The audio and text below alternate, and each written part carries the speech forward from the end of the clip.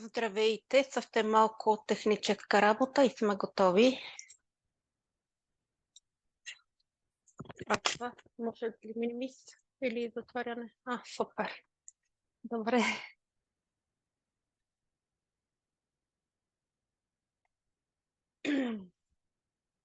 Здравейте, радвам се да ви видя. Потвърдете ми, че ме чувате, за да съм сигурна, че всичко е наред. Приготвихте ли тези неща, които писах в Viber да приготвите? Фигурки. Аз имам такива човечета. Може и разни камъчета. Имам тук едни сладки барбарони. Може да ползвате за фигурки каквито и да било малки предмети. Не е проблем. Първо искам да ми кажете как сте, как се чувствате, какво е настроението. Кой иска да се включи? Който участва на живо по-пълноценно, ще види, че има значение. Разбира се, след това ще има и запис, но на живо си е на живо, защото можем да обменим мисли. Някой смел? Добре, Албена? Тези, които сте с камерите, някой иска ли да се включи, да каже с какво настроение идва, как се чувства? Нетка, Ива и другите си включете камерите. Аглика, Весела, Ивка. Бъдете смели. Важно е да почнем с нещо позитивно. Ако някой има да сподели нещо готино, нека да го каже. Весела, ти си била на предната работилница. Весе, ще се включиш ли да кажеш? Чакай, че докато се оправя с техниката. Да. Здравейте на всички. Чувствам се добре, нетърпелива съм. Сега да разбера какво ново си ни подготвила, защото практиките са много интересни. Как да кажа, са ни медитации, поне аз съм присъствала сега, които така имат много енергия и определено смятам, че подреждат нещата. С нетърпение сега очаквам новите знания. Точно днес темата е за успеха през подреждане на иерархията и през сепарирането от родителите. Това е една много голяма тема и някой от вас, ако иска, може да сподели от личен опит какви предизвикателства е срещал, било като дъщеря, било като майка. Дали ви е лесно да правите разграничение между новото си семейство и родителското семейство? Тук няма значение дали, примерно, родителите са живи или вече не. На констелационното поле на ниво душа гледаме еднакво.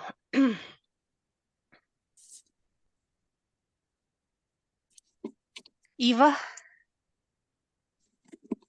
ти да кажеш нещо от личен опит?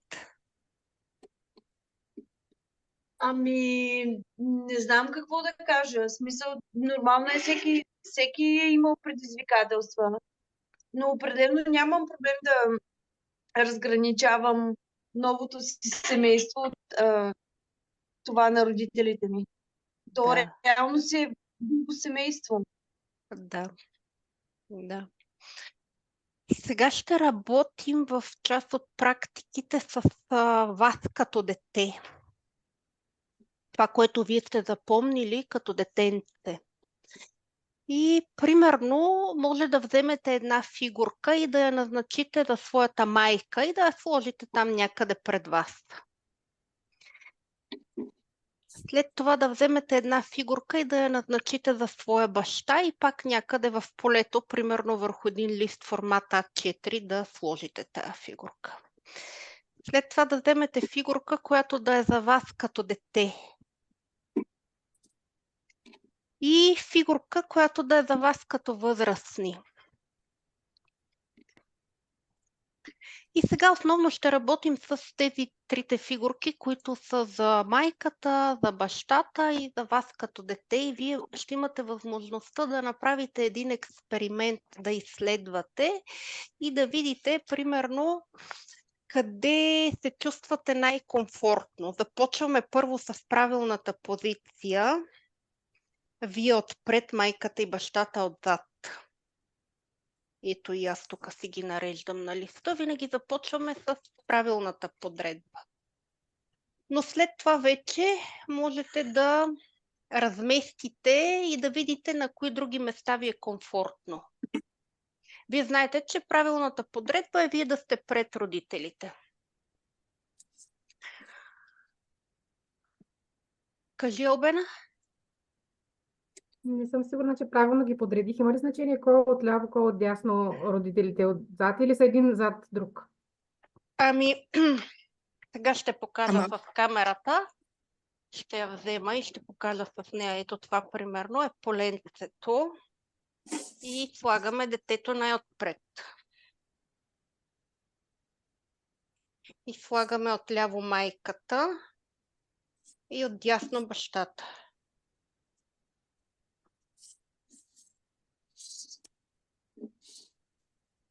И вече от тук започвате да изследвате различни възможности. Аз даже ще ги сложа да легнат фигурите, за да ги виждате по-добре. И сега можете да видите детето, като отиде до майката, как се чувства, например. После до бащата, като отиде как се чувства. Или ако е по средата между двамата. Или дори ако детето отиде зад единия от родителите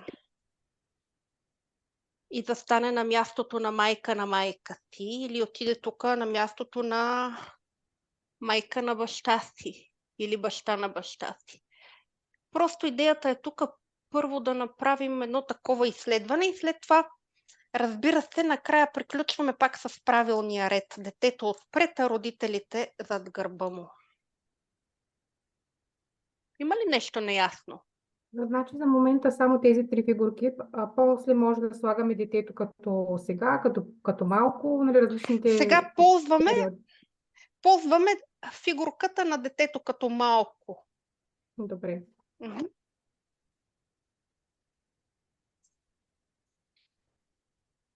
Просто ето така експериментирайте, дайте си време, за да усетите и запишете комфортните места. Много е важно комфортните места да ги запишете. Имате листа, имате химикалки.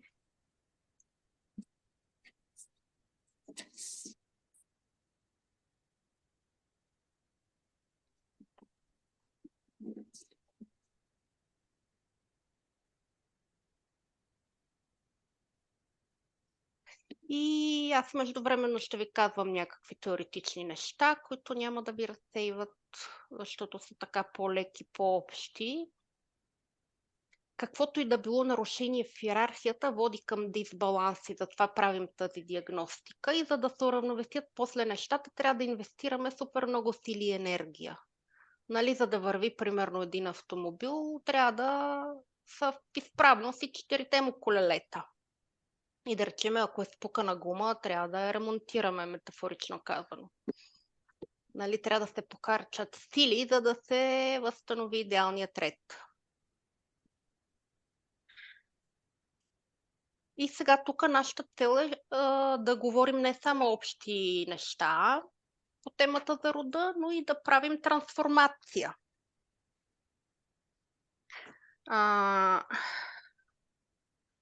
И за това започваме първо с диагностиката и след това ще преминем. Чакайте само, че една маска сега се записва да й пратя покана.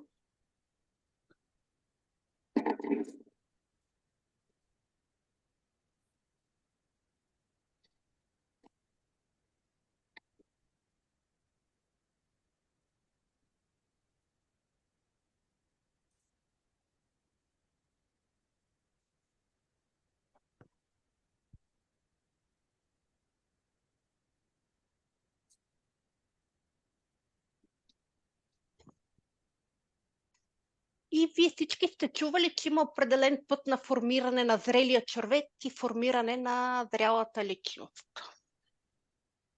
И сега ще си говорим и за този път. И през този път трябва да мине всяко дете. И вие знаете, че отначало вашите майка и баща са се срещнали, оженили са се. Може би обаче преди това те са имали някакви други партньори, всичко останало в миналото и сега тези двама човека са заедно. Обикнали са се, започнали са отношения и вече гледат един към друг. Отношенията са се задълбочили и се появявате вие. И майката ви носи в корема 9 месеца и бебето се намира в полето на майката и неговият живот напълно зависи от нея. И целият живот на бебето това е мама.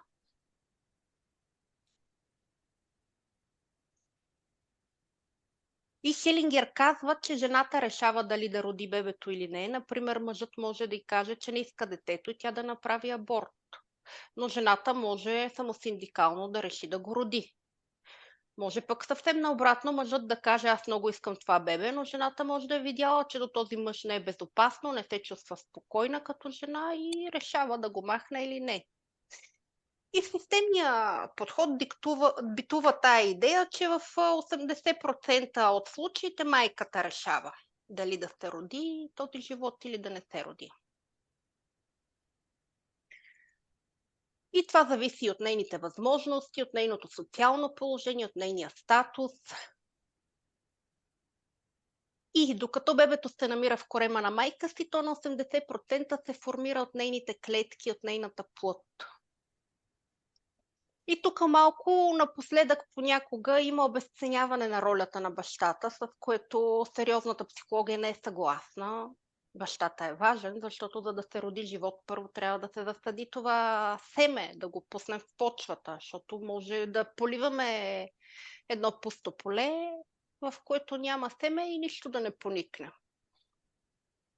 Но така или иначе връзката на бебето с майката е много по-дълбока и съответно проблемите, свързани с майчиното родословно дърво, са повече и там има повече теми в терапия. И сега се опитайте да изследвате всички комфортни места, защото това е много важно за нас. И да си ги запишете.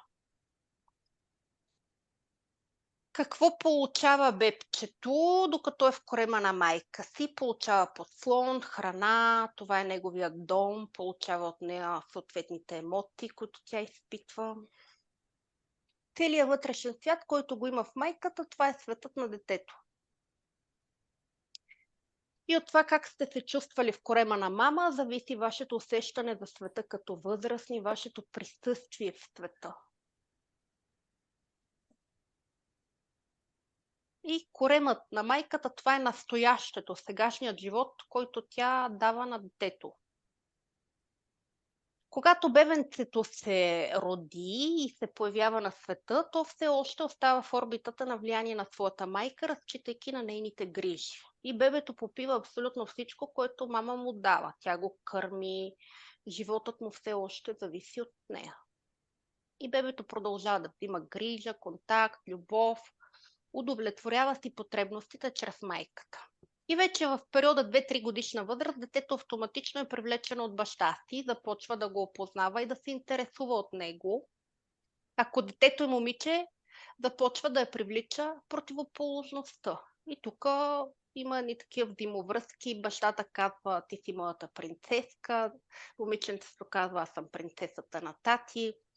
Детето пита, кога ще ти дойде татко, татко скоро ще бъде ли тук. Съответно пък ако това е момче, него го привлича подобното. Момчето търси такъв като себе си и пак се интересува от баща си. И детето, което е получило всичко от майка си, отива в орбитата на баща си, за да получи други качества, противоположни на майчините, за да си допълни получените от първия родител неща. И ако говорим за момиче, момичето получава от бащата смелост, решителност, учи се да си поставя някакви предизвикателства, някакви цели и съответно да ги постига. И всичко това е в сферата на бъдещето. Ако майката е настоящето, бащата е бъдещето. И тук знаем, че майката обикновено винаги се притеснява нещо да не стане, детето да не падне от колелото, докато бащата е по-смел, по-решителен и учи детето да прави нещо опасно. И сега просто от позицията на това, което ви имате като спомен, изследвайте тия комфортни места, на които сте се намирали и ги записвайте. После пък от 8 до 12 годишна възраст момичето го влече обратно. Вече се случват тинейджърските години, пубертетния период, цикълът започва. И момичето отново се връща в орбитата на мама и вече попива от нея женските качества, женска енергия черпи. Учи се, например, да готви. Може майката да й предава някакви свои знания, как да се облича, примерно някакви знания за женственост, за гъвкавост. Предава и някакви умения, за да е готова да се сепарира и да помисли един ден за създаване на свое собствено семейство. При момчетата е малко по-различно. Сега тук няма мъже, но аз казвам, защото някои от вас имат синове. Момчетата, когато се обърнат към баща си, вече остават в полето на баща си и поемат мъжественост, някакви мъжки качества и порастват и се сепарират оттам, от орбитата на бащата. Какво означава момчето да отиде при баща си?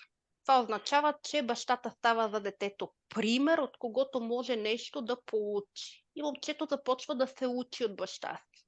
То, когато е, да речем, на 11 години, постоянно ходи при майката, за да си свери часовника, да я пита за някакви неща. Например, мамо, как да зарадвам Лили, какъв подарък да й купя за рождения ден, на теб какво би ти било приятно, ако си на нейно място. И тук виждаме, че момчето опознава срещу положния пол, задавайки въпроси на майка си.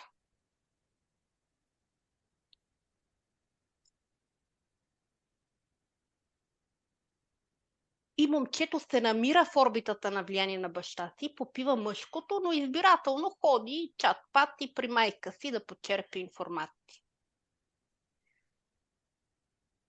И това, което се случва между мъжа и жената, нашите герои тук, това как те демонстрират мъжкото и женското, границите си, как изграждат взаимоотношенията си, това влияе на децата. И това е един модел. И ние първо говорим, разбира се, за идеалния сценарий, като искам да кажа, че в миналото в практиката почти не се е срещал този идеален сценарий, когато отпред е детето и отзад са мама и татко. В ново време, когато хората минават през психологическо консултиране, през терапия, вече да речем имат втори, трети брак, могат да достигнат до този идеален модел и да се подредят нещата.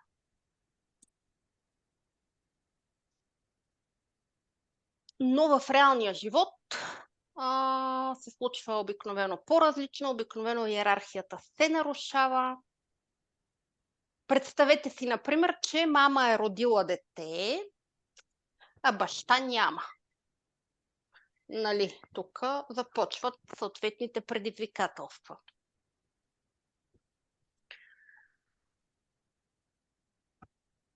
И вие просто изследвайте от гледна точка на вашето детско аз тези комфортни места, където сте се намирали.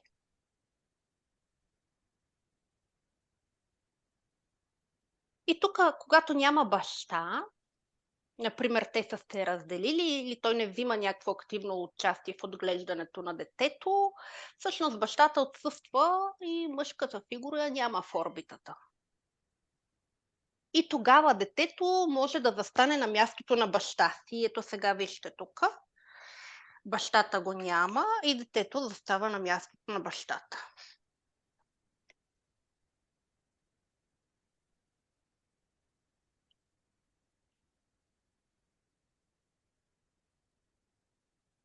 И застава като партньор на майка си, което така звучи, тъй да се каже, Патологично.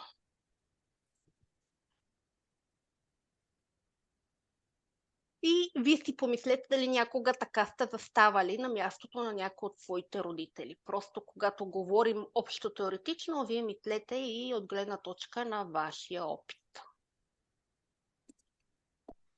И аз искам да кажа, че се наблюдава на днешно време, че има много такива жени и това са жени, които постоянно искат да радват мама. И такива жени много често, да речем, трудно забременяват или изобщо нямат деца, защото вече имат кого да радват и да глезят. Те са като поддръжка, изпълняват ролята на една възглавница, която мама може да прегърне, да си поплаче на нея, да се оплаче от живота и да си тръгне, а детето обира всичко. Ако детето е момче, то също може да отиде за мама на мястото на партньора. И ние сме виждали такива мъже, за които мама е на първо място, защото те са встъпили в ролята на баща на семейството.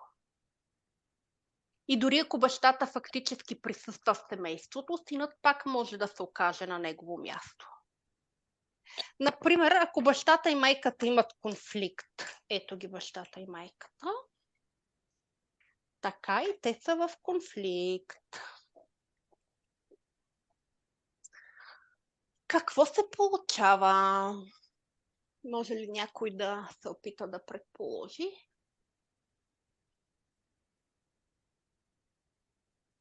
Дъщерята може да вземе върху себе си отговорността и да се грижи те да не се разведат. И тя сякаш служи на този конфликт и нейната задача е да разтовари родителите. Да прави всичко възможно, да бъде удобна, да им угажда, за да не се разпадне семейството. Тя не може от тук да си тръгне и просто да живее своя живот, защото нейният живот зависи от този съюз. Тя може да стои като спояващо звено, а понякога като гръмотвод. Понякога може да седи като по-добрата версия на майка си за баща си. Ако, например, майката е работохоличка, кариеристка, стреми се да печели пари и няма много време за семейството, партньорът кръжи около съпругата си, но не може да се здобие с внимание, защото то цялото е върху нейните цели, задачи и мечти.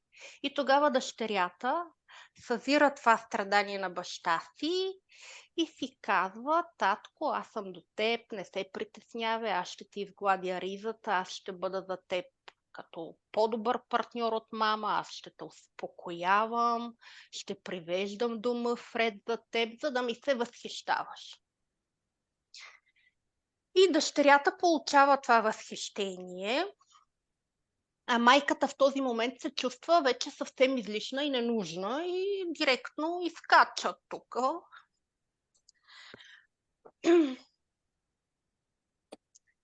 И тук започва един конфликт между майката и дъщерята. И винаги, когато, да речем, дадена жена казва, че е в конфликт с майка си, резонно е да я попитаме в какви отношения си с баща си, защото най-вероятно с бащата отношенията са и хубави. Тя е заела това място на партньор до баща си. И това е нарушение на иерархията и се нарича триангулация. Аз отивам и заставам на мястото на партньора. И си помислете вие някога в своя житейски път, като момиче, примерно заставала ли сте на мястото на майка си. И да си излезе от тая динамика е много сложно. Трудно е, но е възможно. Майката в тази динамика може да гледа на работата си, но може да гледа и към бившия си партньор или към някое абортирано дете. И бащата може да гледа другаде също. Но в този случай тъжното е, че детенцето не е на своето място. Детето не може да се намира в положението на дете, защото изпълнява задачите на партньор, служи на родителите и ги подкрепя. Освен това, детето може да заеме неправилно място и да изпълнява в семейството друга роля. Роля на родител за родителя. И ето тук виждаме майка-баща и детето отива и става, да речеме, майка на майката. Записвайте си всички комфортни местенца, защото после ще работим с това, супер важно е. И такава динамика се развива, когато майката е в позицията на жертва, знаете, по триъгълника на Карпман. Тя демонстрира слабост, потиснатост, детето приема този призив, за да почувства своята собствена значимост. И отива на мястото на родителя и казва: мамо, аз ще ти помогна. Разбира се, не го казва в думи, казва го на енергийно ниво и като поведение. Не се притеснявай, ще се справим, ще ти покажа как. Тези дечица обикновено нищо не искат.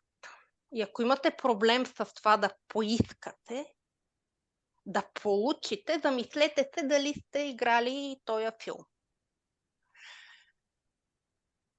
Но тези деца са готови много да дадат на своите родители. То казва: ето ти, мамо, моето време, вземи го, ето ти моята енергия, вземи, още от нещо имаш нужда, аз съм готова да ти го дам. Готова съм всичко да ти дам, за да не те натъжавам, да не те боли и да не те разстройвам. Пази Боже и заради мен да се разстройваш. Тоест, постоянно, ако съм в тая роля, трябва да се пазя и да не показвам своите потребности, за да задоволявам тези на майка си. Същото детето, разбира се, може да прави и за баща си и да отиде като, да речеме, майка на баща си.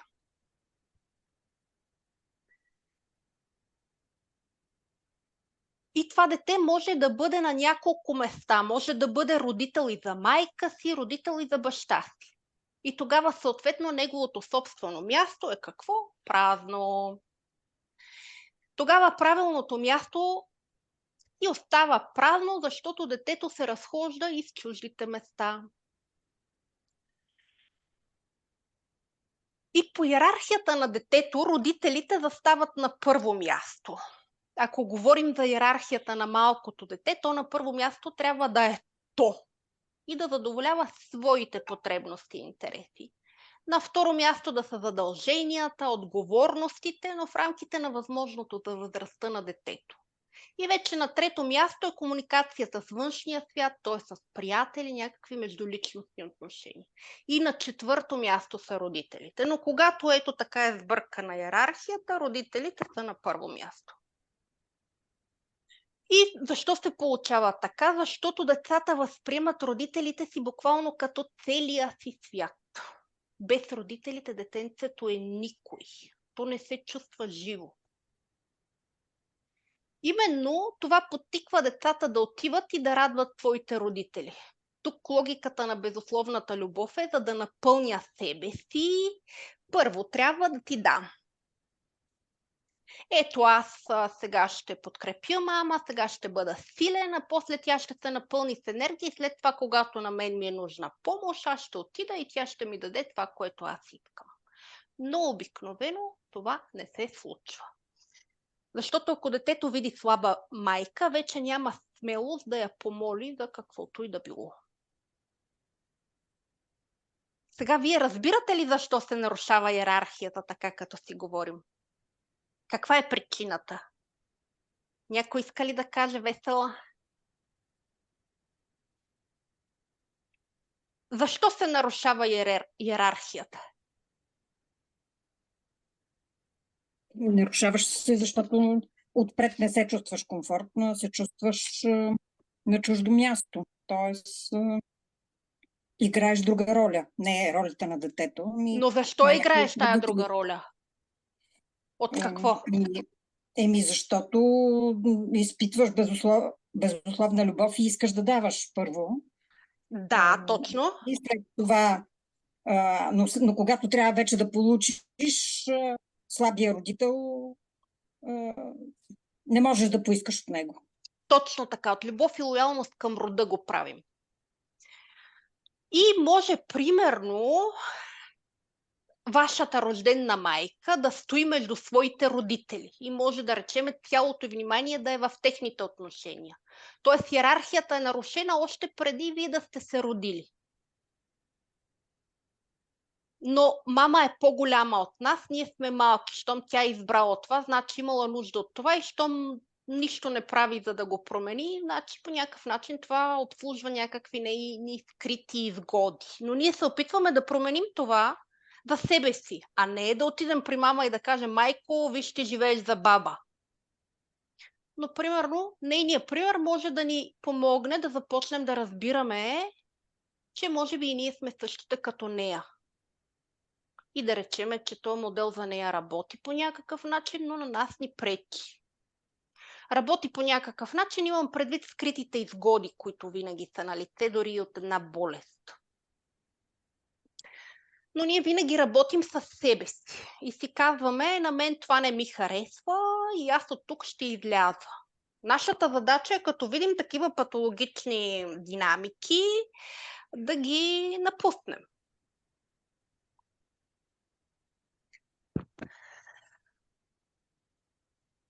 И сега, какво ще направим?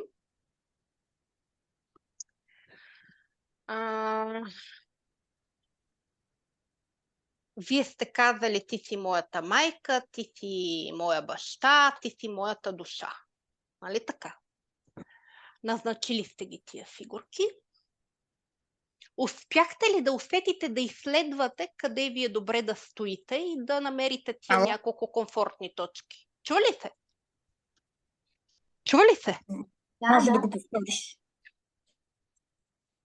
Казвам, вие сте назначили, аз мръднах кабела и може би за това микрофонът е заглъхнал. Назначили сте тия фигури, сте казали: ти си моята майка, ти си моят баща, това е моята душа. И опитахте ли се, успяхте ли да изследвате къде ви е добре да стоите, освен на правилното място? И намерихте ли тия няколко комфортни точки, които са, да речеме, неправилни от гледна точка на идеалната позиция, но ние искаме просто сега да ги видим, да ги констатираме, да намерим в какви динамики сме замесени. И ако не сте успели, сега ще ви дам малко време, за да го направите това нещо. Можете да вземете фигурата, да я местите по усещанията и по усещанията да се ориентирате къде са тия комфортни места. И ги записвате тия точки. До бащата, до майката, зад гърба на майката. Какво трябва да усещаме, за да се чувстваме комфортно или некомфортно? Ами просто като се свържете с себе си, с вътрешното си аз, ще видите къде ви е приятно да седите. Например, приятно ми е тук да седа до баща ми и да правим заговор срещу майка ми. Примерно. Да. Мерси. Или приятно ми е тук да седя до мама и да я спасявам, защото баща ми е насилник.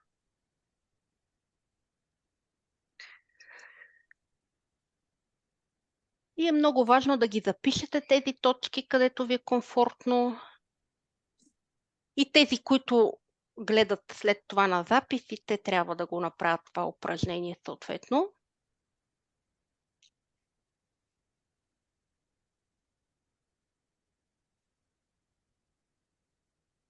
И ние работим тук с вашите детски възприятия, с детските образи. Не работим с това как в момента виждате своите родители, а как сте ги виждали в твоето детство. Така както вие като малко момиченце сте възприемали техните отношения, това, което вие сте чувствали до мама, до татко и по принцип какво не ви е достигало, когато се е случвало това между тях. И може би имало достатъчно от всичко и това се случва.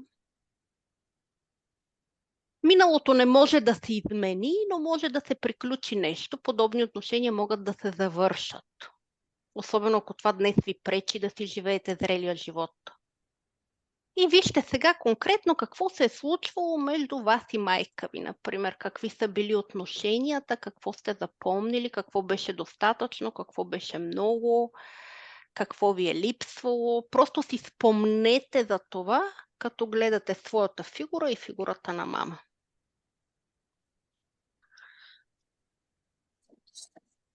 И ви давам малко време да си спомните.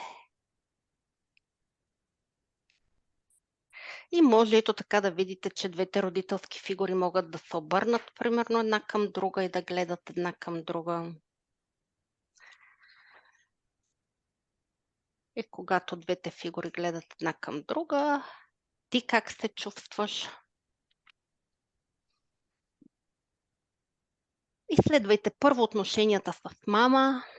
Така спомнете си, може нещо да си запишете на листа.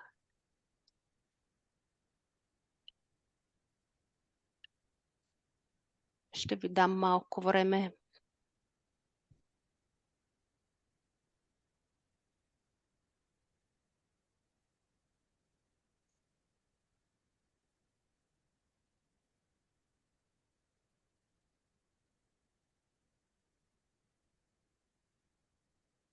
Като сте готови, може да ми дадете някакъв знак, за да преминем тогава към бащата. Например, да си вдигнете ръката, ако сте готови с майката, но има време.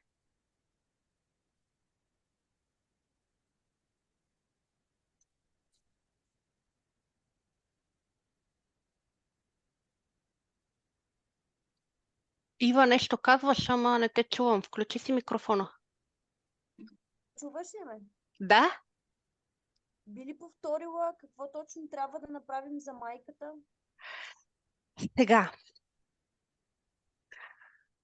Първо, работим с детските образи. Не работим с това как в момента виждате своите родители, а как сте ги виждали в своето детство. Така както ви като малко момиченце сте възприемали техните отношения. И това, което си чувствала до мама, до татко. И по принцип какво не ти е достигало, когато нещо се е случвало между тях. И изследваш. Какво конкретно се е случвало между тебе и майка ти? Какви са били отношенията, какво ти си запомнила от тях? И какво ти беше достатъчно, какво ти беше много, какво ти беше малко?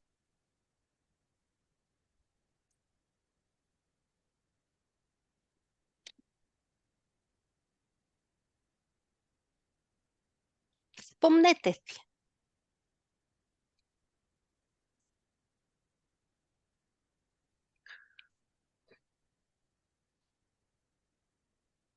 Примерно мама ме биеше или не ми даваше да излизам да си играя или ме караше да лъскам цялата къща или ме караше да гледам по-малкия си брат.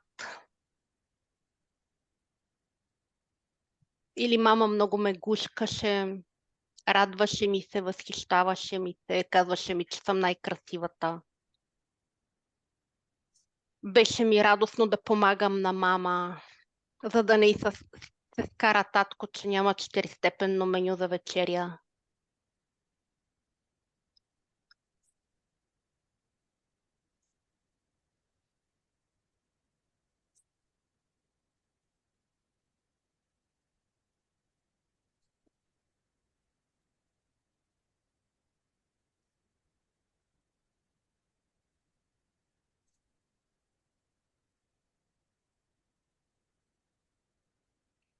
Потопете се в своите детски спомени.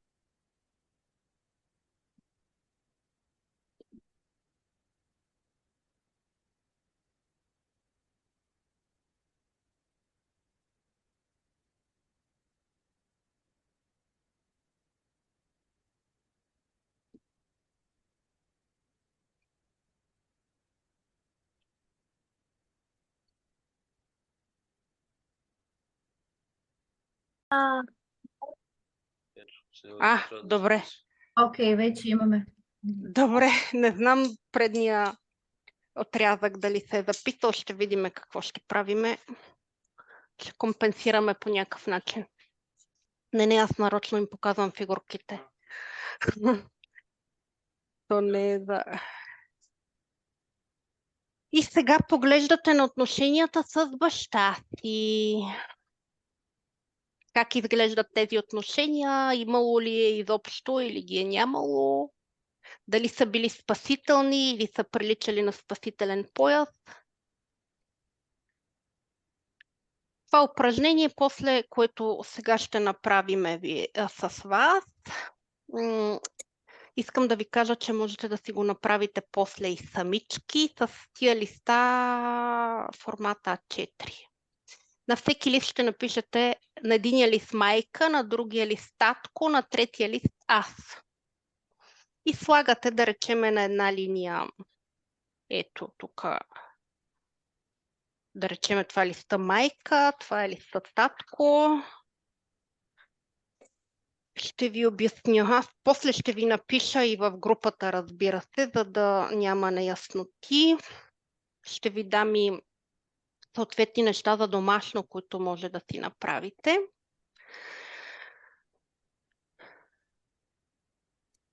И като сложите листа на майката и на бащата, ето листа на майката, листа на бащата, и това, да речем, е листа, на който пишете аз. И какво правите? Вашия лист го вдигате и го местите. Първо го слагате на своето правилно място. Това е същото упражнение, но просто с листа. Заставате тук на това правилно място и попивате всичко това, което се случва с вас, когато се намирате на правилното си място. Какво чувствам, когато се намирам после в орбитата на влияние на женския род, примерно. След това заставате на мястото на майката, да речеме, и в ролята на майката да усетите как тя усеща, че се намирате вие, когато стоите в полето на женския род. След това пък отивате върху листа на бащата и чувствате как е за баща ви, когато вие, да речеме, седите в полето на мъжкия род или когато в полето на женския род. Просто мислено се местите и от тяхно име чувствате. Вие можете да почувствате, всеки един човек може да почувства. Сега,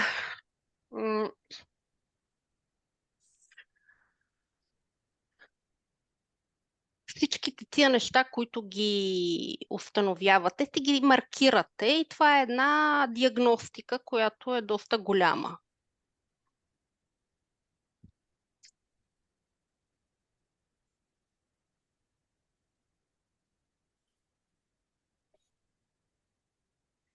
И сега ще работим вече с тия места, на които ви е било комфортно. Просто ви казах как може да го направите и с листчетата.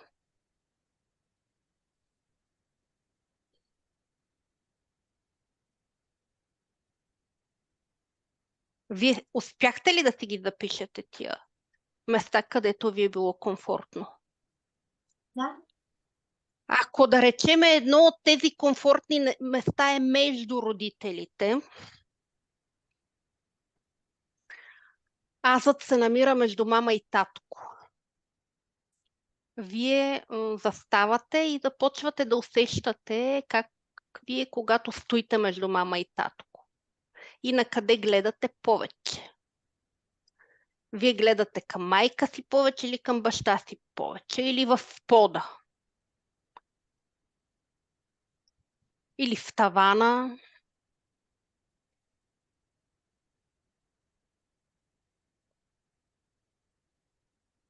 И можете наистина да си сложите 3 листа, за да разберете така на практика как става. Сложете си 3 листа, които ги надпишете мама, татко, аз. И ги сложете на пода.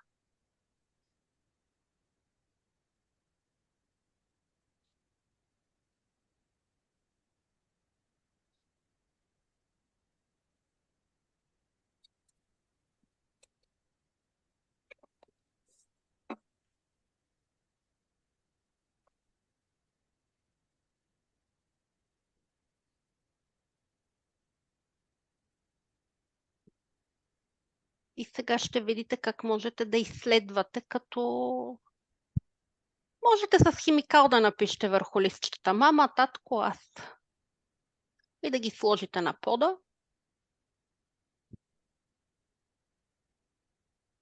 И сега да речем, айде да изследваме тая позиция, когато вие сте между родителите. И застанете си върху листчето и усетете как вие, когато стоите между мама и татко.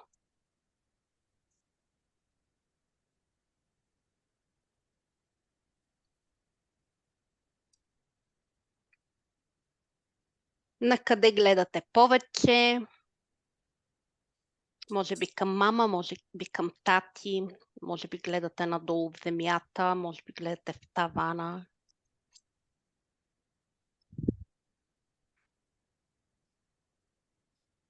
Просто изследвайте.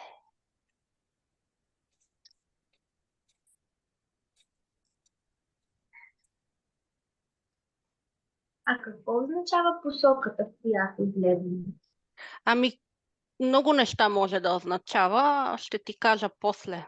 Ти ми кажи на къде гледаш. Таван. Така няма да се разсейваме с това. После ще ти кажа.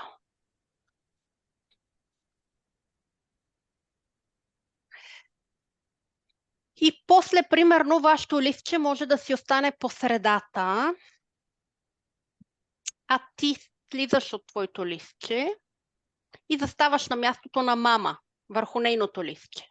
И гледай с нейните очи как е това за нея, когато ти стоиш между нея и мъжа й. Тоест, тук попадаш в ролята на майка си. И гледаш от нейна гледна точка. Пак така констелационно, като представител, можеш да почувстваш.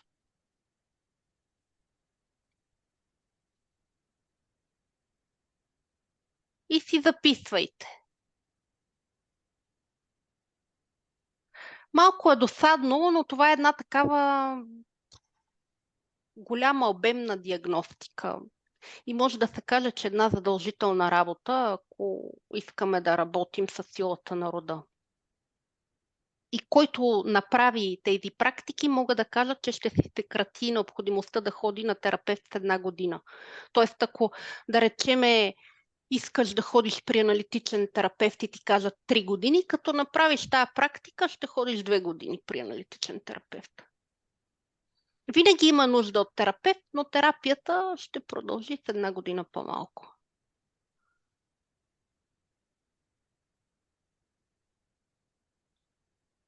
После да речеме, може да си вземеш листа и да го приближиш към орбитата на майката и да застанеш вече на този лист, когато той е в орбитата на майката и да се опиташ да усетиш как се чувстваш, когато седиш там в орбитата на мама. Какво получаваш, когато се намираш там? Ама своя лист слагам върху листа на майката, така ли? До нейния. До нейния. В непосредствена близост. Аз стъпвам ли на моя лист или не? Да, стъпваш. Добре. Благодаря. И може би ще видиш, че там получаваш значимост, защото си до мама. Може би усещаш тежест, може да си претоварена и си го записваш това нещо.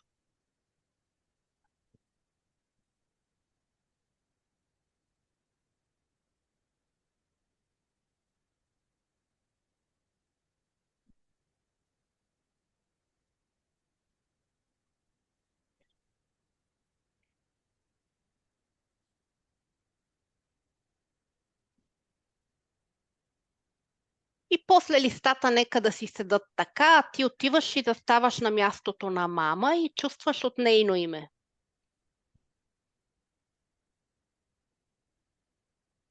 И усети как се намираш, как се чувства майка ти, когато ти се намираш в нейната орбита. Как е това за нея?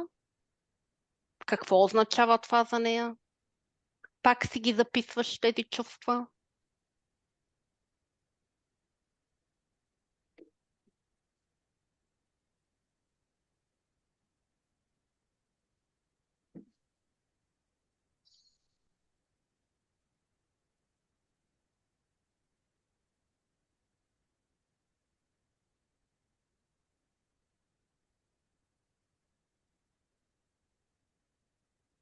После стъпваш върху листа на бащата и усещаш как е за баща ти, когато ти си в орбитата на мама.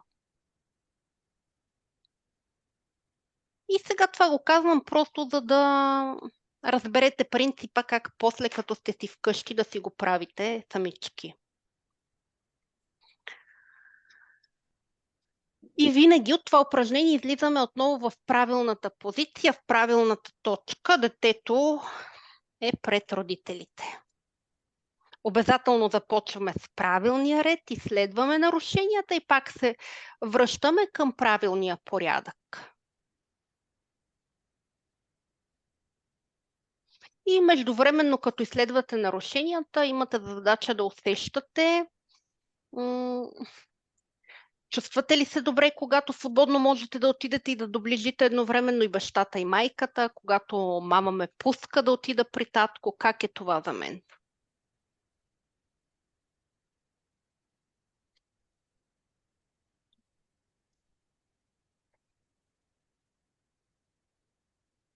И сега ще направим това упражнение, понеже сме малко хора, ще го направим така общо, за да го усетите, да видите как може да се прави чисто констелационно в група и после можете и в групата да си пишете един на друг и да се оговаряте и да си правите пак такива упражнения. И ще изберете един, който да прави първо за себе си диагностиката. Той ще работи за себе си, ще назначи за заместители от другите хора себе си, майка си, баща си.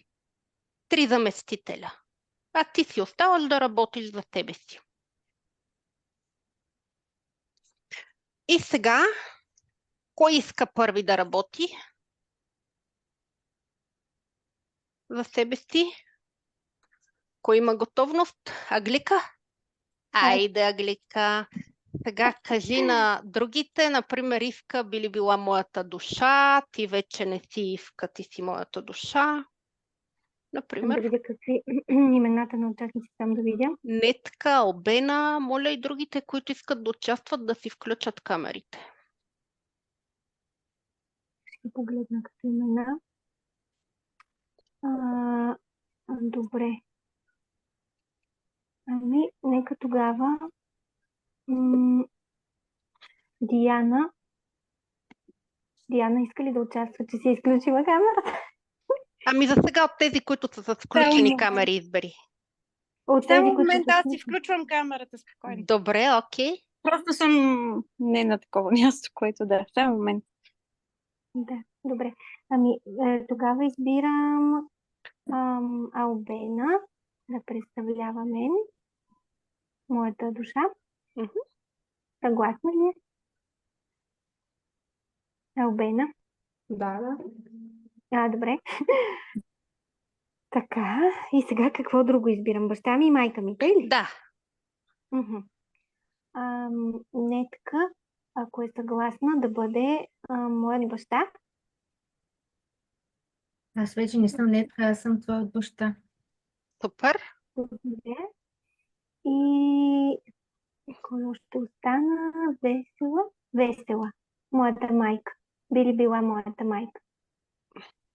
Да. Благодаря. Сега какво правим? Аз само не разбрах кой съм, че докато си включа камерата. Диана съм. И следващия път. Добре, Да, за следващото упражнение. Сега, Аглика, казваш първо, заместителю на моята душа, къде те влече? Попитай Албена, къде искаш да застанеш, на къде те тегли, към мама или към татко, с кого си свързана повече? На къде те тегли повече, към татко или към мама? Къде би застанал? Към мама. Добре. Но като те тегли към мама, между моите родители все пак, зад мама, къде точно? По-близо до мама. Мгм. Добре. Нещо по-конкретно, освен по-близо до мама? Зад нея. Мгм. Добре.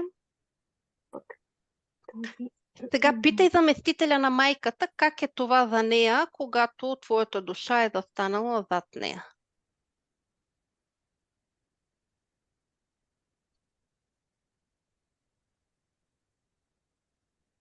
Пита ли ме? Нека да те попита. Само ми ми прекъсна за момент интернетът. Какъв въпрос трябва да задам?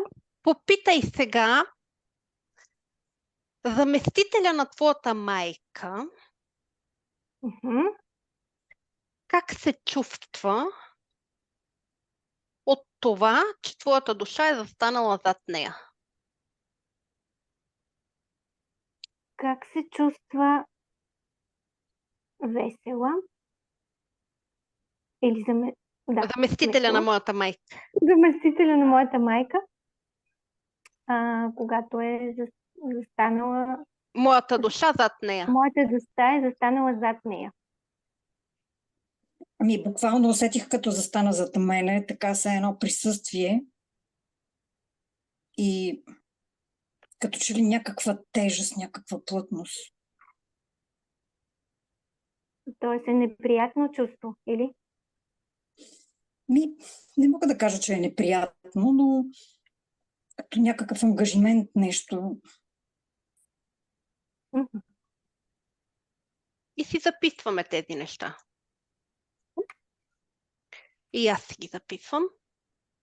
Като грижа, като нещо, което... Грижа от коя страна? От тебе към нея или от нея към тебе? Не знам, все едно имам нещо върху раменете. Как да кажа? Товар.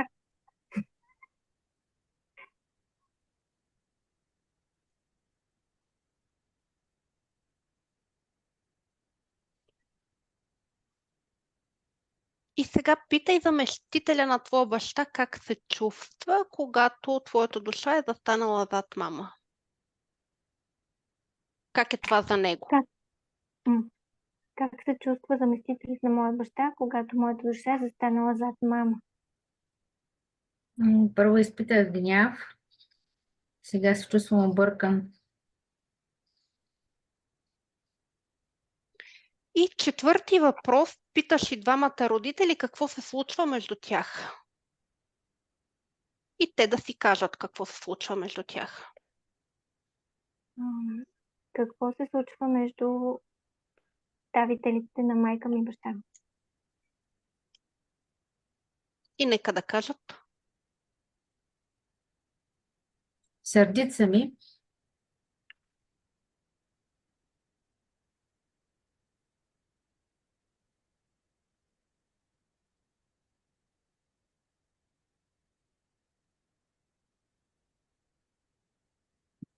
Друго?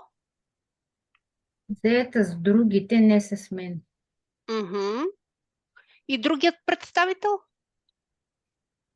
Ами аз не мога да разбера точно, но за всеки случай, като ми зададохте въпроса, ми олекна някакси. Мгм. И тук целта на тази диагностика е да се надигнат чувствата, с които след това ще работим, за да трансформираме детския опит, да разберем какво на практика се е случвало вътре в семейството. И съответно това ще ни помогне да трансформираме този сценарий и да го оставим. И сега снеми ролите от заместителите. Представителите на моята душа, ти вече не си моята душа. Ти си Албена. Само да не объркам имената. Представителят на моят баща. Ти вече не си представител на моя баща. Ти си, кое име беше? Нетка. Нетка, точно така. И представителят на моята майка. Ти вече не си моята майка, ти си Весела. Така, и сега да направим за някой друг това упражнение. Кой Добре, иска? аз. Добре, Нетка, избери един за представител на твоята душа, за майка си и за баща си. За душата Глика.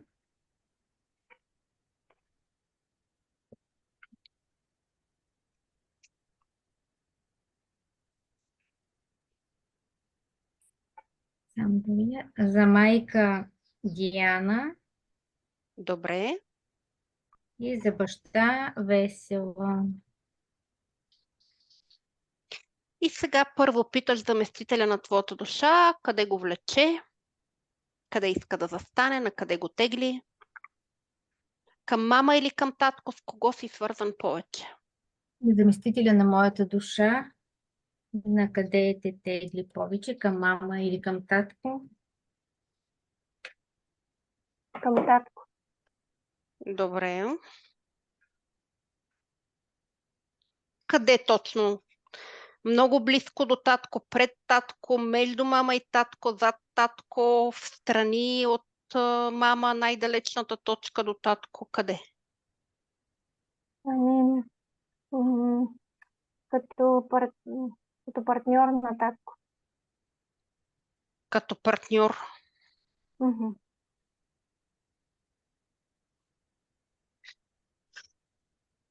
Не така, това звучи ли ти познато по някакъв начин? Ами,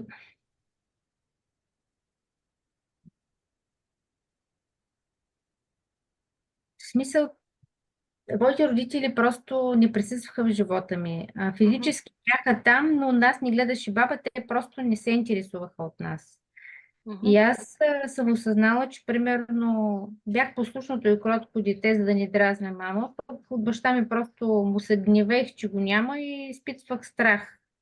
И сега всъщност не знам дали нали, точно такава е ситуацията. Дали може да се разглежда като партньор на татко, но определено Добре, бях ти, към татко, дали, най-малкото, по листите там и... ти наблюдавай просто и ще видиш, може би някакви инсайти сами ще си дойдат. И ще Добре. направиш някакви открития самичка.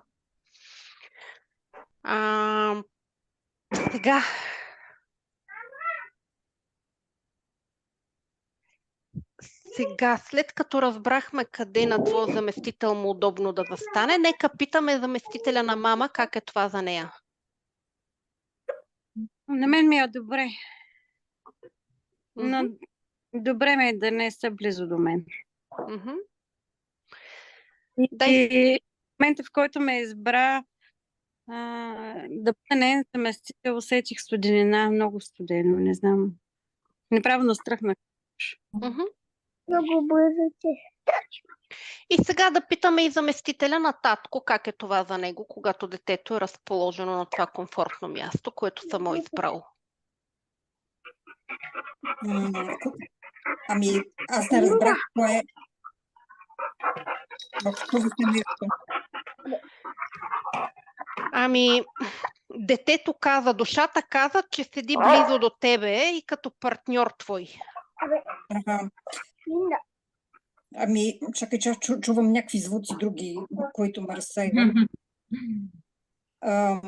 Но, значи, почувствах, как да кажа, силна енергия, много силна енергия усетих. И не мога да кажа, че ми е било радостно или малко напрежение, така някакси. Усетих малко напрежение от това. Разбирам. И сега последен въпрос да попитаме какво се случва между родителите. Не така попитай заместителите на майка ти и баща ти да кажат какво се случва между тях двамата. Какво се случва между вас двамата? На мене също пак ми е студено. Студенина. Не ми е топло. И на мене ми е пак напрегнато. Така някакси по-скоро некомфортно.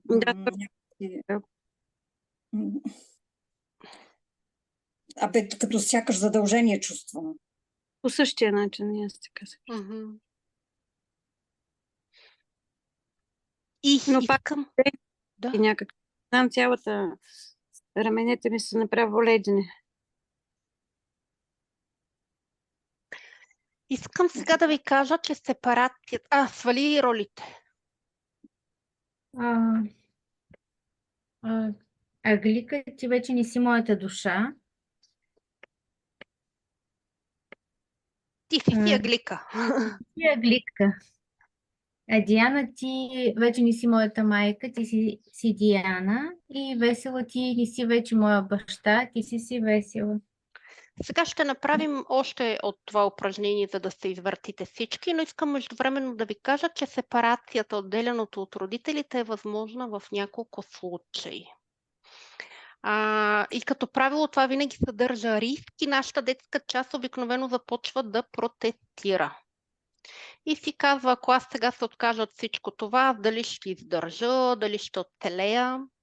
Ние като деца вървим след родителите си и изпълняваме някакви определени роли. Следваме ги, служим им, имаме някакви задължения и даже не разбираме, че това може да ни пречи. И тук много е важно сами да се подкрепим, да поддържаме себе си, своята вътрешна детска част, която като правило се страхува да се отдели от родителите. И какво всъщност е това сепарация и как да разберем това понятие? Как да разберем, че сме се отделили от родителите и че сме пораснали? Тук основното е отказът от желанието да променим родителите. Вторият момент е да се смирим, че ще ги разочароваме неминуемо. Третият момент е да се откажем да ги спасяваме. Четвъртият момент е да престанем да предявяваме претенции към тях, да се обиждаме като малки деца и да погледнем към своя живот. Всичко това, което виждаме ние, го има като семейна динамика. И, например, ако за майка ми съм поддръжка като приятелка, като съпруг, като брат, ако това го има в моя живот, аз своето внимание не го насочвам в някаква своя сфера и тя страда, нещо куца в моя живот. И ние видяхме тук, разгледахме тия понятия триангулация, парентификация. Но ако минем по тези 4 основни фактора за сепарация, ако ги анализираме, какво можем да видим в тях? Че когато се опитваме да изменим родителите, да ги направим по-добри, да ги направим по-любящи, по-грижовни, ние стоим с гръб към своето бъдеще и с лице към своето минало. И какво означава това? Това означава, че ние губим енергия, независимо дали осъзнаваме това или не. Не познавам нито един човек, който успял да си промени родителите и те да са станали такива, каквито той си е представял, че трябва да бъдат. Но познавам хора, които са започнали терапия и са се научили да бъдат за себе си идеални родители. И като резултат са станали достатъчно добри родители за своите деца. И за да стане това възможно за нас, трябва да си представим как сваляме родителите от този пиедестал, на който като дечица неминуемо сме ги поставили. Тъй като одеве казахме, че за детенцето родителят представлява целия му свят. Детето издига родителя на някаква височина, възхищава му се и иска родителят да бъде идеален. Когато снемем тези проекции от родителя и започваме да гледаме на него като на един обикновен човек, който също си има родители, които по същия начин са ранени, може би дори повече от нас, и си дадем сметка, че те също имат своя съдба и ние не можем да си противопоставим на тази съдба, не можем да я изменим, не можем да спорим с нея, защото това е нещо по-голямо от нас. И когато ги гледаме просто като едни обикновени родители, може да видим какво седи зад тяхната история. Какво се крие зад тяхното поведение, зад тяхната съдба. И можем да се запитаме какви са били майка и татко, когато са били на толкова, наколкото съм аз в момента.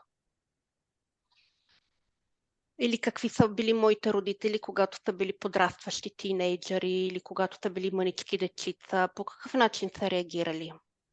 И когато погледнем през тази призма на своите родители, на нас не ни се иска да ги променяме. Защото ето аз, например, мога да си спомня, че майка ми била на 8 години, когато починала нейната майка и ми се губи желанието да я променям в този момент. И я приемам такава каквато е. Вторият етап е един от най-важните етапи, което следва да преминем, това е да разочароваме своите родители. И какво означава да ги разочароваме? Всеки родител има една такава представа, какво трябва да бъде неговото дете, какво поведение да има, каква професия да упражнява, как да се държи в обществото. И това правилно някак се транслира чрез възпитанието, някак се подава такъв сигнал, че трябва да правиш еди си какво си. И това са едни такива дълженствувания. Ти си длъжен. Ти трябва да бъдеш еди си какъв си. Примерно да първенец в училище по успех. Никой да няма по-високи оценки. И тогава е много сложно да снемем от себе си тези дължествувания и да си признаем, че ние сме, например, различни и не можем да изкараме, да речеме, повече от 4. И си казвам, ето аз не мога да съответствам на тези очаквания. До 8 клас някак си редуваха се 5-6, но вече в 9 математиката стана трудна и провал. И е възможно да разочаровам своите родители. Третият момент е да се откажем от ролите, които сме поели ангажимент да играем за своите родители. И ние сме поели, да речеме, някакви роли, които сега разбираме, че ни е тежко да ги носим. Понякога детето взима ролята на този, при когото всички отиват да се жалват, да се оплакват. И ако са ме назначили на тази роля, аз се стремя да съответствам на нея. Превръщам се в едно кошче за душевни отпадъци. Слушам всички. Може би понякога нещо казвам за съвет, помагам. И свиквам и един ден ми е трудно да се откажа от тази роля. Защото тези роли ни се предлагат много рано. Те се инсталират в нас още на много ранна възраст. Да речем 1 година, 2 години, 3 години. Аз си спомням, че бях супер малка, когато баща ми воюваше за родителската любов и казваше някакви лоши неща против майка ми, за да ме спечели. Ето виждате още от кога се правят такива опити. Или, например, майката започва да се оплаква пред детето от бащата или бащата се оплаква пред детето от майката и детето е принудено да изпълнява тази роля, да разтварва всички тези емоции и го прави от своята безусловна любов, от желание родителите да се чувстват добре. Обидата и претенциите към родителите, към рода са неща, които ни лишават от сила, от жизнена енергия. И ако някога почувствате, че имате опадък на силите, нямате енергия, значи вие се блокира тая коренна чакра, връзката с рода. И това е просто факт. Някакви процеси се случват в нашия живот и те са причината да губим енергията. И зрялост не е възможна, докато ние живеем в тези претенции към родителите. Аз, разбира се, не отричам, че можем да бъдем обидени на родителите. Но ако ги отричаме тия обиди, също не си помагаме. Просто трябва да работим психотерапевтично с тях. Можем да си дадем това обещание да се погрижим за себе си. Като едни интелигентни хора. И всъщност да видим, че и грижата и любовта, които чакаме от родителите, ние можем сами да си дадем на себе си. И да сме винаги с едно на ум, че обидите и претенциите ни лишават от енергия и източват силите ни. И искам да поработим и с това. Разбира се, не може да се отработи веднъж и завинаги всичко това. И тия упражнения, които сега давам, връщайте се към тях отново. Ето, вие си имате Viber група и си ги направете даже по няколко пъти, за да преработим всичко това. Например, ако разбирате, че изпълнявате ролята на приятелка на вашата майка, тя споделя разни неща с вас, съветва се с вас, или да речем, ако бащата е искал син вместо дъщеря и вие се раждате момиче, цял живот на несъзнавано ниво се държите като момче, защото знаете, че така баща ви ще се зарадва. Аз така станах номер 1 в футбола. Просто няма кой да се състезава с мене. Можете да работите с това и да си кажете: не мога и няма да изпълнявам повече тази роля за тебе или за вас, зависи от кого е поставена. И сега ще направим едно упражнение с някой, с когото до сега не сме работили. И ще видите, че това е една много действаща техника, от която ще видите ефект. Не, дайте ще го направим по друг начин, за да може всички да се докоснат. Вземете сега един лист и го разграфете на 3 колонки.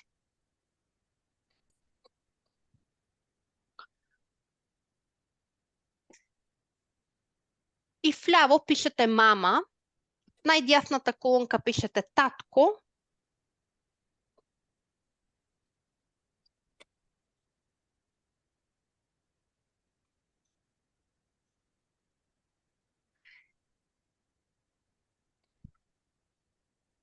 и в средната напишете мама и татко.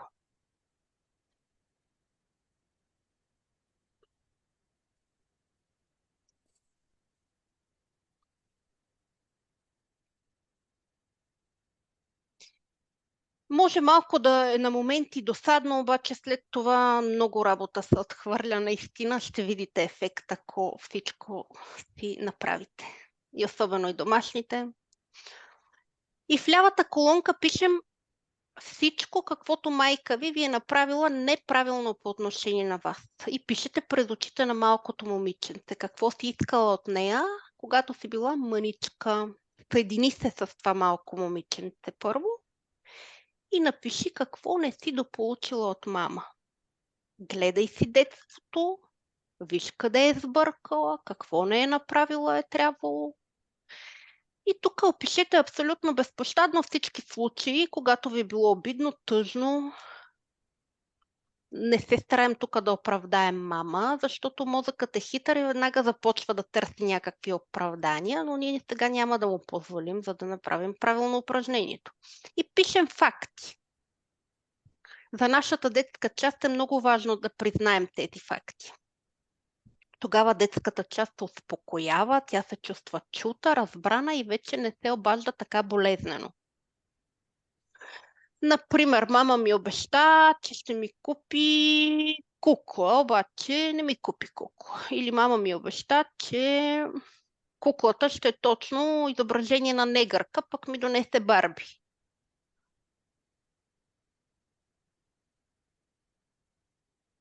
Или когато плачех, мама ми казваше да не се лигавя. Там каквото е било.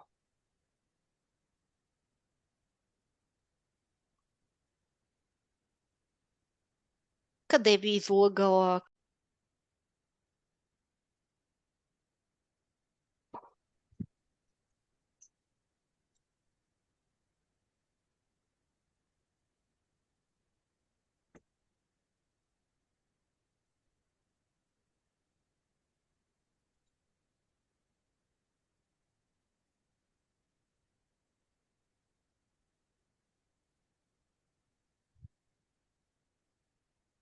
И същото го правите и по отношение на бащата. И го пишете в дясната колонка. Той какво не е направил, къде е излъгал, какво обещал и не го е сторил, кога ви е наранил, кога се чувствахте зле.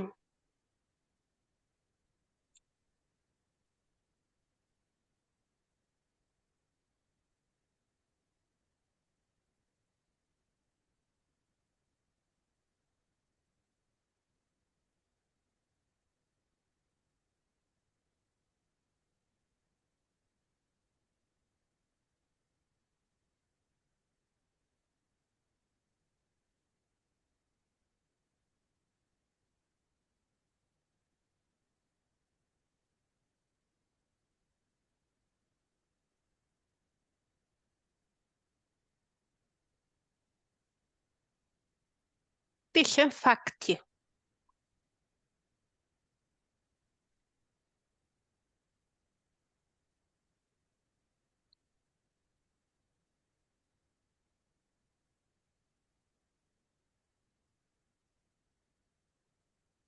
А в средната пишем какво не са направили така както трябва един към друг родителите.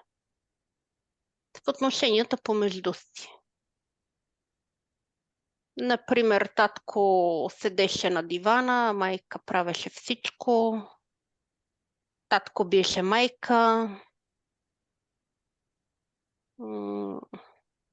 Татко изпи заплатите на двамата. Мама ходеше по мъже, там каквото е било.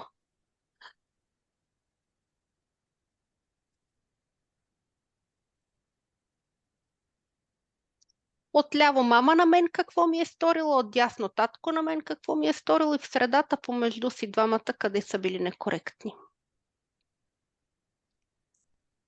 Много е важно да ги разтоварите тези неща, да ги извадите върху белия лист.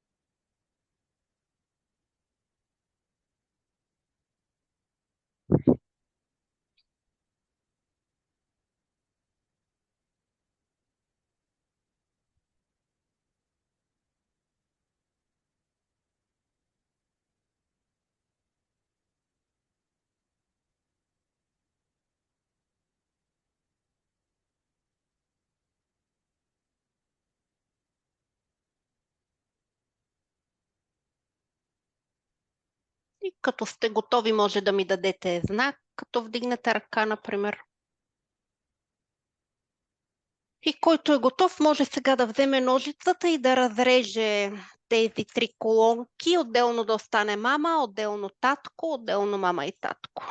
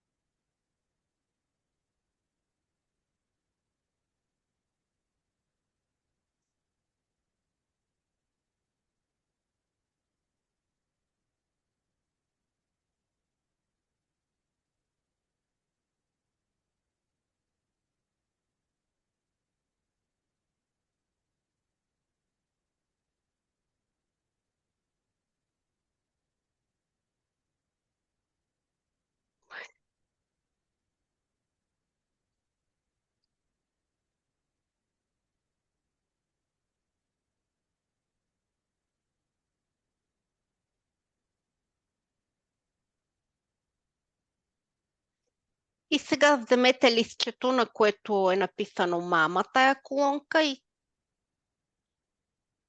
кажете мислено: здравей, мамо, виждам те. Даже може да си затворите очите, ако искате, и просто чувствайте листчето. Здравей, мамо, виждам те, ти си моята майка, аз съм твоя дъщеря. Когато бях малка, много не ми достигаше. Не ми достигаха грижи, внимание, любов. Аз се обиждах, аз се сърдех. Много неща не ми достигаха. Когато сега съм голяма и стоя пред теб, аз разбирам, че ти ми дала всичко, което си могла. И аз го приемам и ще го ползвам ти да се радваш и за мое благо. Аз пораснах и отивам да си живея живота. И сега този лист, който е с написаното за мама, го разкъсвате и казвате: аз се отказвам от своите детски претенции.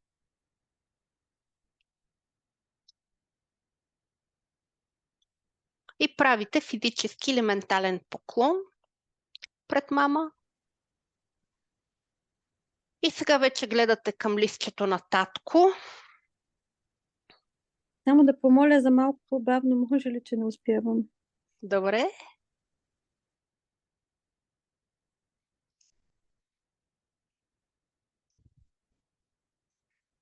Всички имат ли листчето на татко пред себе си? Разрязали ли сте?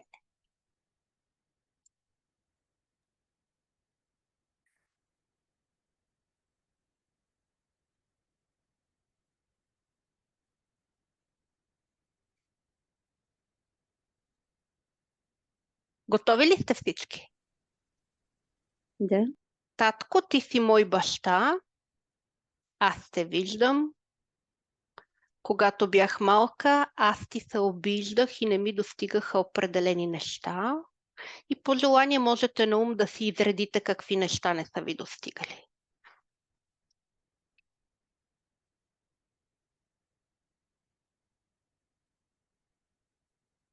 Ти ми липсваше.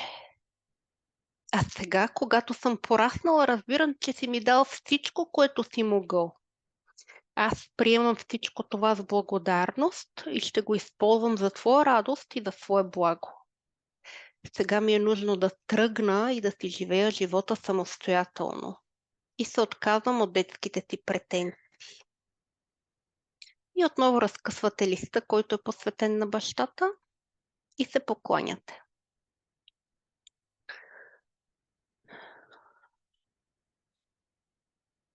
И сега взимаме централното листче, което е за двамата родители, и се обръщаме и към двамата. Майко и татко, вие сте мои родители и за мен това е най-важното. А какви сте вие един за друг като съпруг и съпруга, мен не ме касае. И повече не ме забърквайте в това. Аз нищо не решавам във вашите взаимоотношения. Възможно е сега да ви разочаровам, съжалявам за което, но си махам всички роли и задължения, свързани с спасяването на вашите отношения. И отново разкъсвате и това листче и се покланяте. И сега се обърнете, след като се поклоните, наобратно, с гръб към своите родители и напред към своя живот. Това го правите заедно с детската си част. Обръщате се с гръб към мене и гледате напред към своя живот. Целта на това упражнение е да излезете от ролите, които сте изпълнявали дълго време за родителите си, и да си застанете на мястото с лице към вашия живот. И да разрешите на себе си да имате своя съдба и да разрешите на родителите си те също да имат своя съдба.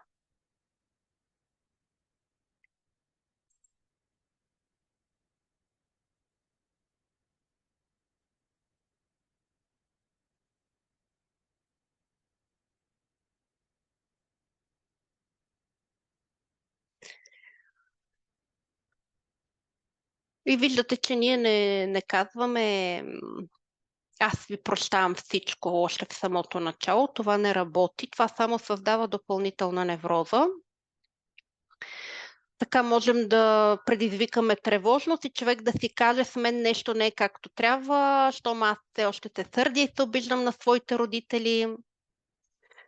Но детската част има право на тези обиди. Необходимо е да ги признаем и да кажем: аз ви виждам, така беше. И затова върху тези колонки, върху белия лист ги пишем тези неща.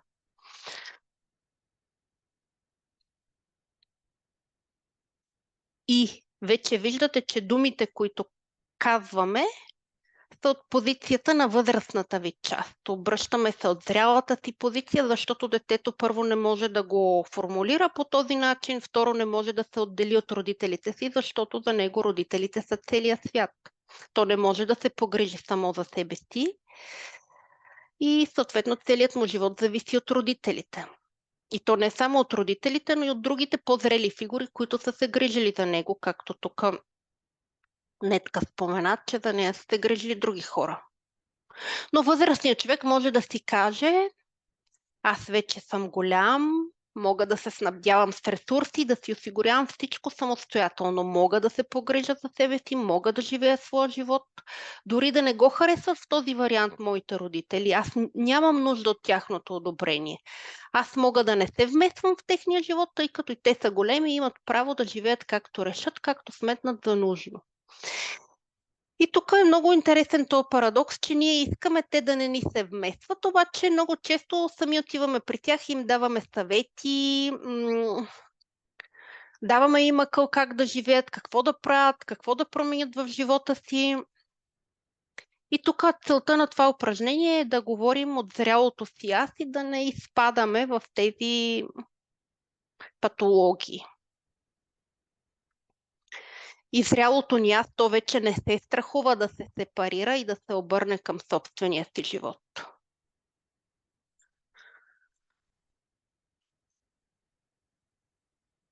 И сега можете, кой иска друг да направим упражнение с него? Албена, Ивка, Весела? Да. Ивка, сега. Назначи някого за своята роля, други го в ролята на баща ти и третия в ролята на майка ти. Не са минали. Диана, мисля, че Диана мина. Няма значение кого ще назначиш, дори да е бил, няма проблем. Таня, тя не си пуснала камерата и Весела. Таня нека бъде аз.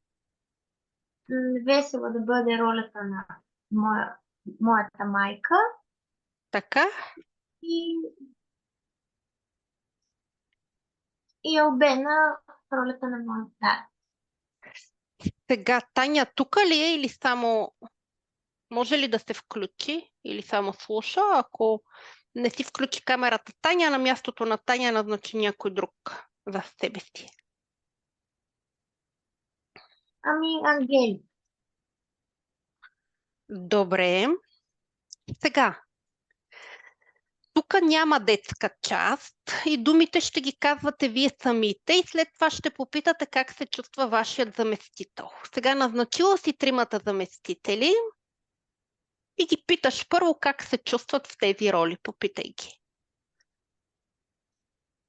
Как се чувствате в ролята? В тези роли? Първо, ролята на моето аз.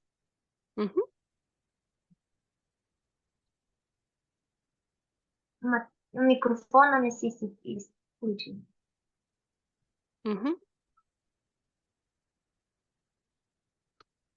Който трябва да си включи микрофона, да си го включи. Албена, Весела са си го включили. Кой е другия заместител? Аглика?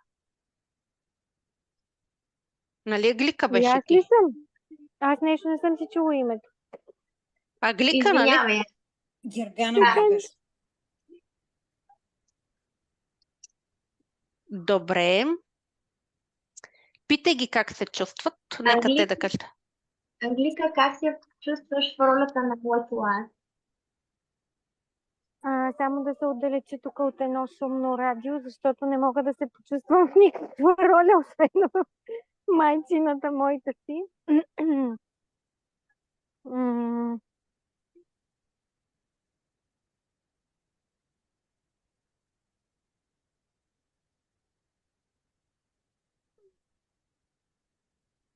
Как се чувствам?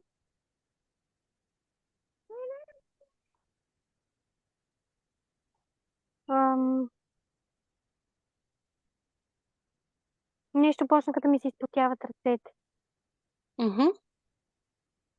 М, Като че ли се притеснявам, че някъде съм сбъркала. Така, такова Мгм. усещане имам. И така пък изведнъж ледени ми станаха ръцете.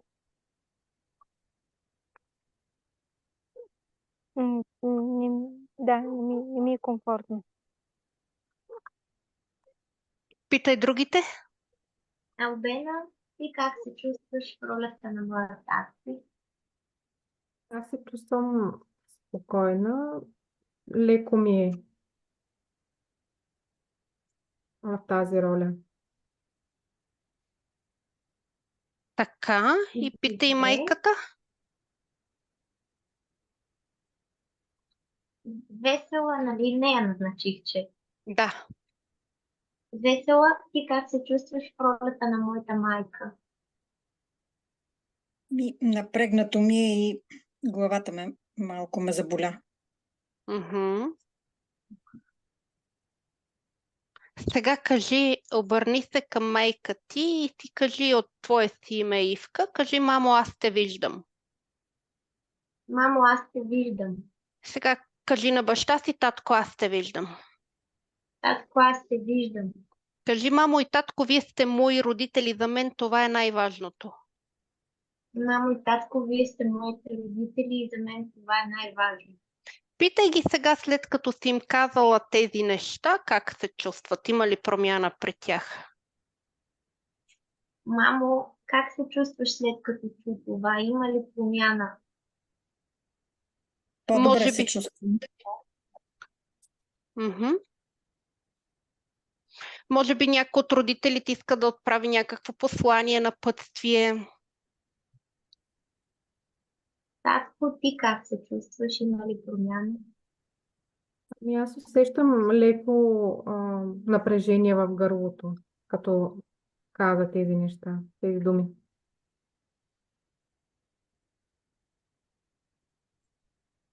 И сега и кажи, здравей, мамо, виждам те. Здравей, мамо, виждам те. Ти си моята майка, аз съм твоя дъщеря. Ти си моята майка, аз съм твоята дъщеря. Когато бях малка, много не ми достигаше. Когато бях малка, много не ми достигаше. Не ми достигаха грижи, внимание, любов. Не ми достигаха грижи, внимание, любов. Аз се обиждах, аз се сърдех. Аз се обиждах, аз се сърдех. Много от нещата не ми достигаха. Много от нещата не ми достигаха. Когато сега съм голяма и стоя пред теб, аз разбирам, че ти си ми дала всичко, което си могла. Когато съм голяма и седя пред теб, разбирам, че ти си ми дала всичко, което съм искала. И аз го приемам и ще го предам нататък. И аз го приемам и ще го предам нататък. Ще го ползвам ти да се радваш и за свое благо. Ще го ползвам ти да се радваш и за свое благо. Аз пораснах Аз пораснах. и отивам да си живея живота. И отивам да си живея живота. Попитай сега мама как се чувства. Заместителя да каже. Весела да каже сега как се чувства, защото одеве се чувстваше напрегнато.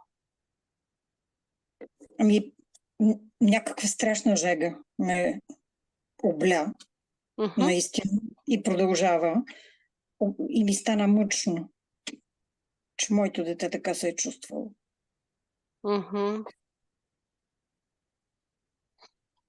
Но то ти казва, аз се отказвам от своите детски претенции. Кажи. Ивка да каже. Мъчно ми е. Мъчно ми е. Ивка, кажи, аз се отказвам от своите детски претенции. Аз се отказвам от своите детски претенции. Аз пораснах Аз пораснах и мога да се грижа за себе си. и мога да се грижа за себе. Сега майката как се чувства?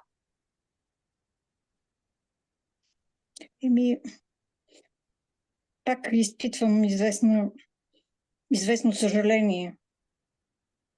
Може би не си готова да Не. пуснеш това дете да порасне или? Да, как така това дете няма да има връзка с мен? Аз така го разбирам, че все едно вече нямам дете. Ето, Ивка, замисли се върху това, което ти казва заместителя. То може да бъде ценно за тебе. Много сходства усещам така, като и като споделят какво физиологично изпитват. Примерно и моите ръце се изтопиха. Да. Поклони се сега леко така към Весела, като към твоя майка. И сега да се обърнем към твоя баща, към Албена. И кажи на заместителя на твоя баща: татко, ти си мой баща. Татко, ти си мой баща. Аз те виждам. Аз те виждам. Когато бях малка, аз ти се обиждах и не ми достигаха определени неща. Когато бях малка, аз ти се обиждах и не ми достигаха определени неща. И сега, ако искаш, можеш да изредиш няколко неща, които ти е комфортно да споделиш с групата, които не са ти достигали. Не ми достигаше инициативността да ме научиш на нещата, които можеш, защото съм момиче. Друго? Не ми достигна това, че винаги гледаше да ме предпазиш, да не се нараня, пък аз исках да покажа на какво съм способна. Друго? Това е. Ти ми липсваше. Ти ми липсваше. А сега, когато съм пораснала, разбирам, че си ми дал всичко, което си могъл. А сега, когато съм пораснала, разбирам, че си ми дал всичко, което си могъл. Аз приемам всичко това с благодарност и ще го ползвам за твоя радост и за свое благо. Аз приемам всичко това с благодарност, ще го ползвам за твоя радост и за свое благо. Сега ми е нужно да тръгна и да си живея живота самостоятелно. Сега ми е нужно да тръгна и да си живея живота самостоятелно. И се отказвам от детските си претенции. И се отказвам от детските си претенции. Питай сега бащата как се чувства. Как се чувстваш там? Така доста по-силно ще ме стигна гърлото. Усещам така физически много силно. Боли ме от това, че не са ли достигнали някои неща. Обичам те, искам да си щастлива. Поклони се сега леко така на бащата. И се обърни сега към двамата родители. Майко и татко, вие сте мои родители и за мен това е най-важното. Майко и татко, вие сте мои родители и за мен това е най-важно. А какви сте вие един за друг като съпруг и съпруга, мен не ме касае. А какви сте един за друг вие като съпруги, мен не ме касае. И повече не ме забърквайте в това. И повече не ме забърквайте в това. Аз нищо не решавам във вашите взаимоотношения. Аз нищо не решавам във вашите взаимоотношения. Възможно е сега да ви разочаровам. Възможно е сега да ви разочаровам. Съжалявам за което. Съжалявам за което. Но си махам всичките роли и задължения, свързани с спасяването на вашите отношения. Но си махам всичките роли и задължения, свързани с спасяването на вашите взаимоотношения. И ако би ви радвало аз да съм вечното момиченце, отказвам да играя вече тази роля. Аз пораснах. И ако ви радва аз да съм вечно вашето момиченце, се отказвам от тази роля. Аз пораснах. И искам да си живея живота самостоятелно. И искам да си живея живота самостоятелно. Така както на мен ми харесва. Така както на мен ми харесва. И пак се поклони на двамата родители. И ги питай сега как се чувстват. Има ли промяна? Татко, сега как се чувстваш? Има ли промяна? Малко по-леко го усещам това, тази тежест, но още я има. Майко, ти как се чувстваш? Олекна ми малко, обаче пак си ми е мъчно. Просто тази раздяла малко на очакване. Мгм. И сега се Може обърни с гръб, така, Ивка, застани с гръб към нас, за да се обърнеш символично към своя живот. И родителите да свикнат с това, че вече си голяма и че не можеш, нали, цял живот да си като кукла в техния дом. И ти просто си позволи да погледнеш към твоя живот, ти имаш право на това.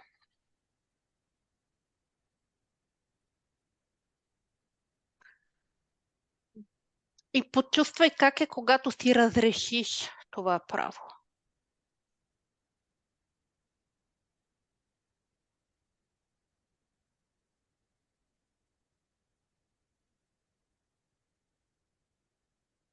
Спокойно. Добре, сега се обърнете всички към мене и ще направим една медитация, която така ще ни затвори работилницата. Можете да седнете удобно, да си затворите очите, да си сложите стъпалата на земята. И първо издишайте през устата и след това вдишайте през носа. Отпуснете тялото си, уверете се, че сте седнали удобно, изгонете всички странични мисли.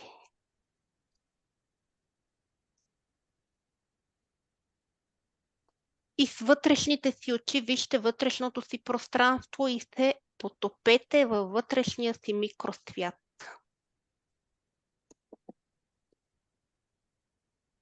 И си представете сега, че ставате от своя стол, отивате към вратата, обувате се. Вие сте пред входната врата и ако ви трябва връхна дреха си я взимате. Излизате навън и вървите по улиците на своя град. Разглеждате витрините на магазините, кафенетата, разглеждате хората, които вървят срещу вас и просто се разхождате по улиците на този град. Вие сте спокойни, леко ви е, радостно ви е. Чувствате своето място в този свят. И вие чувствате себе си като нещо по-голямо, нещо много, много по-голямо от вас. И вътре във вас живее някаква невероятна тишина и лекота. Ето, виждате, че пътечката, по която вървите, крива от пътя и тази пътечка се слива с още една пътека. И вие вървите по голямата пътека и усещате всяка клетка на тялото, че вървите там, където ви чакат, че трябва да отидете там. И някъде там в далечината вие виждате къща. И това не е просто къща, това е родното ви гнездо. И вас започва това гнездо да ви привлича много силно. Това е мястото, където знаете, че ви чакат винаги. И вие отивате към тази къща. Къщата е такава, каквато я рисува вашето въображение. Може да изглежда по всякакъв начин. Представете си я. И вие влизате в нея. Там вътре всичко е изпълнено с слънчева светлина. И там е много, много топло. Усещате уют и спокойствие. И ето, вие влизате в най-голямата стая. И там има две врати отляво и отдясно. И вие стоите в центъра на стаята и виждате как се отварят тези две врати. И от дясната врата наблюдавате как влизат майка ви и жените от нейния род, а от дясно влизат баща ви и целия мъжки род. И ти виждаш как стаята се запълва с хора. И хората стават все повече и повече. Влизат нови и нови лица. И всеки от тях е свързан с теб. Тези хора са дошли тук за теб и са дошли да те подкрепят. Те са дошли да донесат от своя ресурс. Ти стоиш и си възхитена колко са много. Всеки носи за теб някакъв подарък. И ти можеш да ги доближиш и да избереш подаръци, да вземеш това, от което имаш нужда точно сега. можеш да си подредиш наистина едно ковчеже с нужните подаръци. И доближаваш един прародител от мъжкия род и виждаш неговите ръце подарък за теб смелост. Но там има и талант, има и богатство. И с огромна благодарност поемаш този подарък в ръцете си. И сега виждаш как жена от твоя род държи в ръцете си за теб още един особен подарък. Това е гъвкавост, женственост, мъдрост. И ако имаш нужда точно от това, ти го приемаш и благодариш за този подарък. И виждаш как от мъжкия род мъжете ти дават още подаръци и ти ги приемаш като истинска пазителка на рода. Ти събираш тези дарове. И можеш сега да помислиш какво още ти е необходимо. Това, което ти е потребно. Него поискай, него вземи. И погледни кой конкретно го носи за теб. И аз ще ти дам малко време, за да събереш нужните дарове. И ти ги поемаш от ръцете на твоите прародители и ги наместваш в себе си. Взимаш, получаваш. Взимаш това, което ти е потребно, което ти е нужно.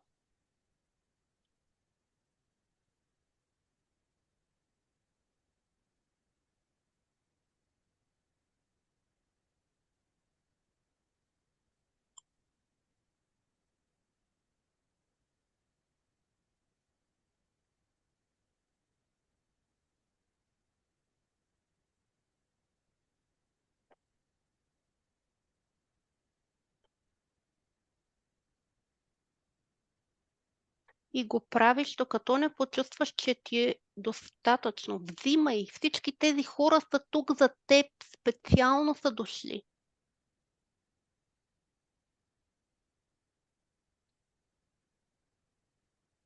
Вземи най-важните неща, които са ти потребни, които могат да ти свършат работа за твоите цели, за твоите мечти.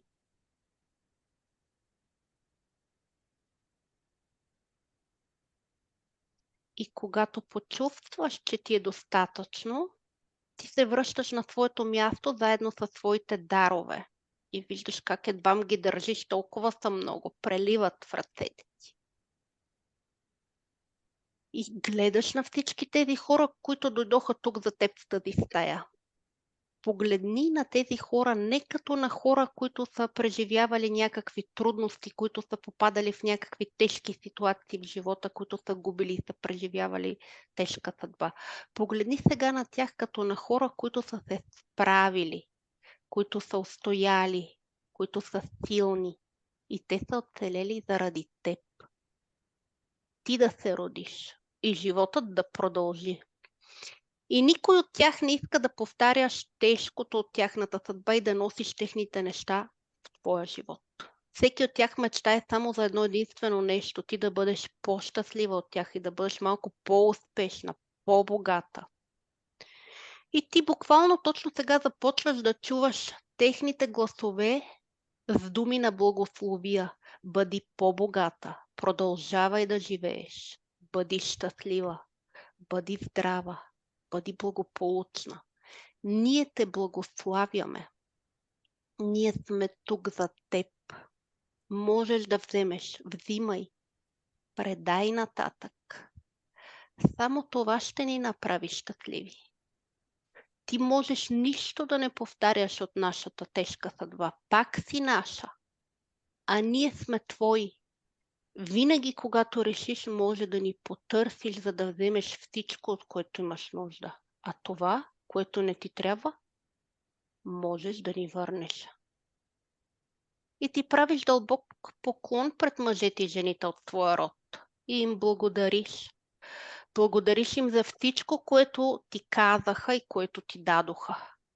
И се обръщаш с гръб към тях и постепенно излизаш от тази огромна стая.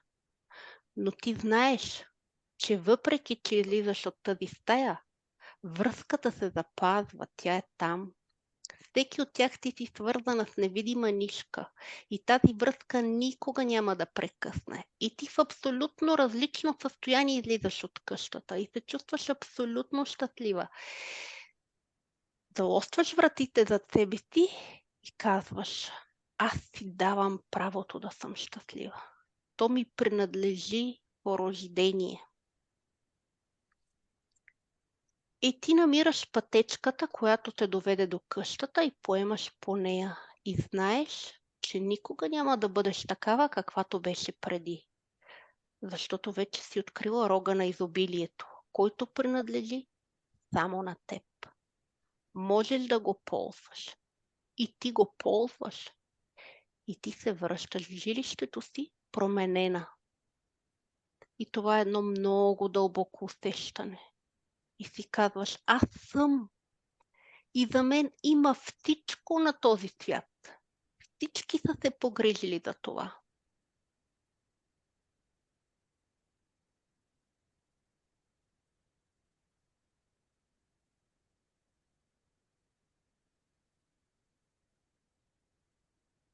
И постепенно можете да се върнете тук и сега.